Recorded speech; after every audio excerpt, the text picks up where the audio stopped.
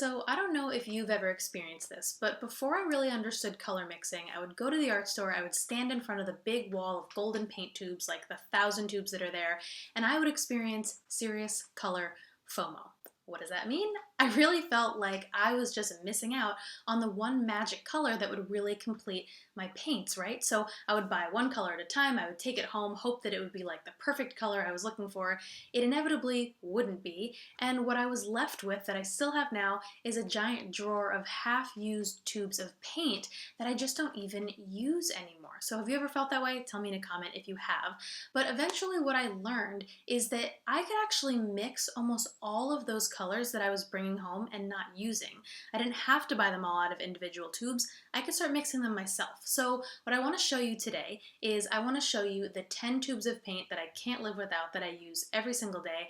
And I want to take some of the old tubes from my drawer of half-used paint, and I'm actually going to show you how to mix those exact colors. So by the end of this, you're going to have a much better idea of how you can mix your own colors, and hopefully you'll have less color FOMO when you go to the art store. So let's dive in. All right, I am excited to do this demonstration. I've wanted to do something like this for a while now. I want to show you that by using a palette that just has these 10 colors, you can actually mix almost all of the colors that you can see from the art store. I'm not saying you have to stick to these 10 colors, but when you do, not only are you going to save money because you're not going to buy all of these colors that you could have just made yourself, you're also going to have a more cohesive color palette because every color you mix is going to be from the same original palette, right? So they'll all be kind of related, if you will, like a color family. Starting over here, we've got burnt sienna. So I did a video on mixing browns specifically, but you don't have to buy tubes of brown paint. You can mix your own. So here's how I would mix this burnt sienna. I would take some of my magenta, I would take a little bit of orange, I would take a little bit of yellow, get a warm base, kind of a deep red orange, and then I would take some dioxazine purple and I would neutralize it. And I might adjust accordingly. I might add some more orange. And then I've got this beautiful color that is really, really similar to burnt sienna that I can use in any of my paintings. Let's hold that up so you can see it. Nice reddish brown. So that's just one example. So let's keep going. So another color that I found, I arranged them as close to rainbow order as I could, is crimson. So if I wanted to mix a crimson color, I might even do it similarly to how I made this brown, but I would start with magenta and I would add some orange just to bring it a little bit more towards red. Then I would add a tiny touch of Payne's Gray, which I use in place of black. It's actually a combination of ultramarine blue and carbon black, I believe, so really, really dark. And then I might just add a little bit of that here and make a nice, rich, beautiful crimson color. So already that's two colors that I could mix myself instead of buying them out of the tube just from the colors I already have. So let's even see, I'll show you what happens when we lighten it up a little bit. And now we've got this beautiful kind of light crimson color just by adding a little bit of white. Really beautiful, right? So let's keep going. So the next one I have here is cadmium red. So I don't know about you, but I was told that primary colors were colors that you could not make from other colors. You just couldn't mix them. They just already existed and you cannot mix your way to them. And red, blue, and yellow are those colors, right? But turns out you actually can mix your own red. If you take some orange and some magenta, mixing slowly, you'll notice I always mix slowly. It's easier to add than to take away. I'm just mixing in some magenta until I get a nice, beautiful red. Is it exactly the same as cadmium red? No, it's not exactly the same, but that's red. There is no denying that that color right there is red. And guess what? I mixed it by mixing orange and magenta that I already had. I don't have to buy cadmium red. I can use it right here.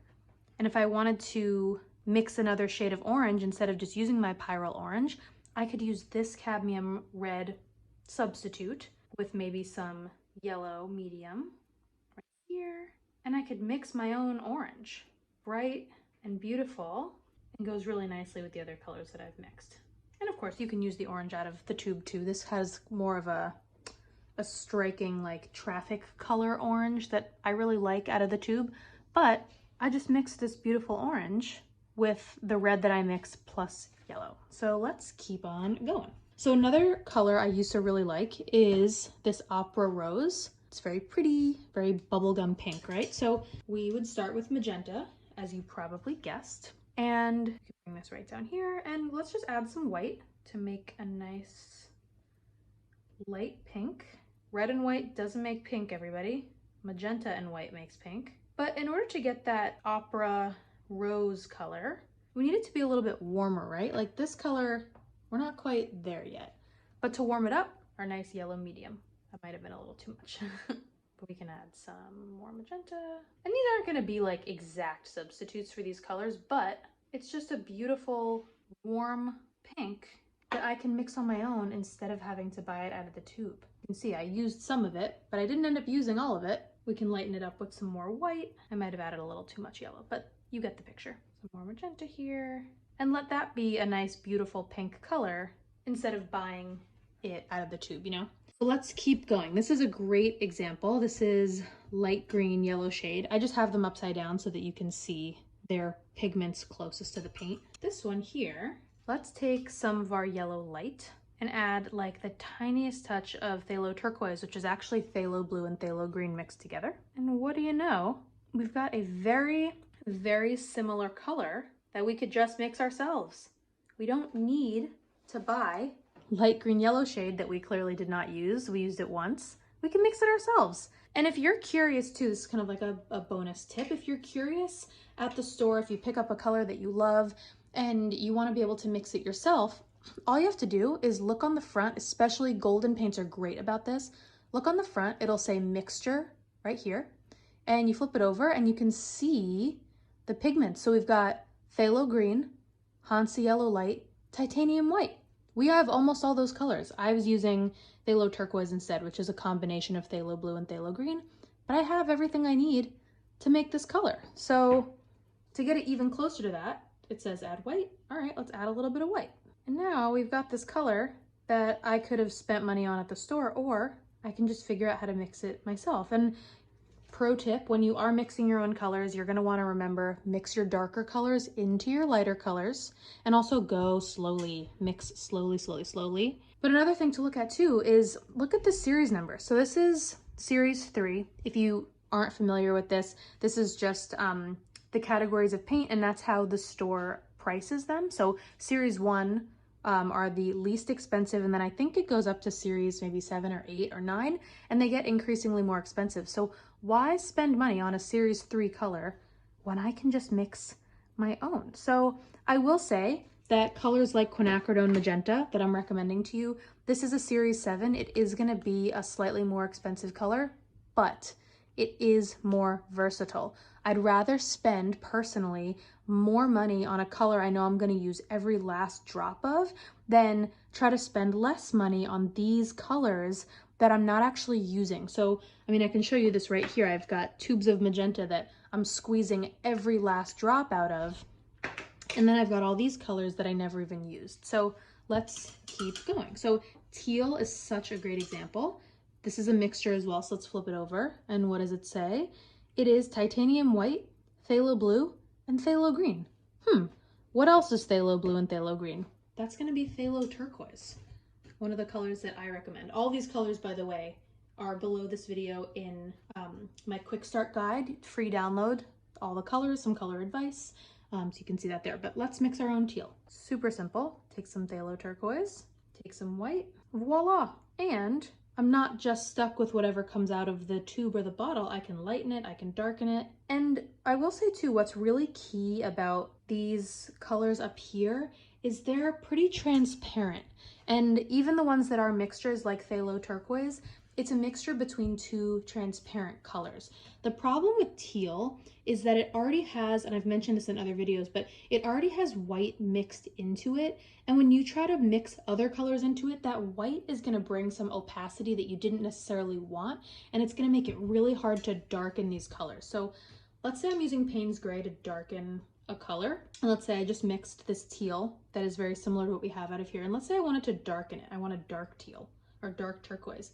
If I bring Payne's Gray into this, I actually can't darken it. The white in there is just turning everything gray. If I wanted to darken our phthalo turquoise, which is a nice transparent color, doesn't have white mixed into it already, I could just take this Payne's Gray and I can make a really deep dark turquoise if I needed a shadow, or I needed a really dark value, but I wanted it to be turquoise. I actually could darken it. The white that's already pre-mixed into this is gonna get in the way. So these colors that already have white mixed into them are less versatile, especially when you can mix them yourselves. Does that make sense? So let's do another. So this one is light phthalo green. So let's see what's in here. So this is just titanium white and phthalo green. It's such a simple mixture that you could just mix yourself instead of buying a whole tube if you only need it some of the time. So I personally don't have phthalo green in my painting practice. I don't use it a lot, but let's see if we took a little bit of phthalo turquoise and some white, and then let's add some yellow to this, some yellow light, and then add even more white to this over here.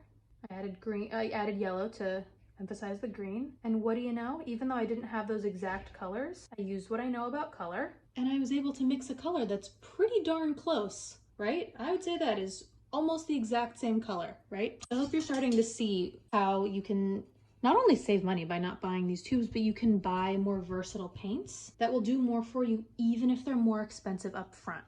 Personally, I just think it's better to invest in more versatile colors that can create a whole world of color for you instead of buying a million tubes you won't use. I can't say it enough times. So now let's do this light blue permanent. So Liquitex paints don't always have the exact pigments on them. This one has pigments, but they're listed as numbers. We don't know exactly what they are. That's okay, not a big deal. But I can look at it and say, okay, that looks like sky blue. Maybe I'll take this phthalo blue and I'll add a little bit of white to it. And that's a pretty close. We could also add the tiniest touch of our phthalo turquoise, teeny tiny touch, because I can see this color. To me, it leans a little bit warmer. Lift it up so you can see it. I'm seeing a little bit of warmth to this blue. And what does that mean? That means we want to add in a little bit of a color that leans warmer towards yellow. So let's add that a little. And that actually helped us, even if we just added the tiniest little bit, helped us get a color that's really close to this light blue permanent. And then let's do another. Okay, light blue violet, pretty blue. So, okay, well, I have a blue that leans a little bit warmer, just like this one. It has violet in the name, it's leaning a little warmer.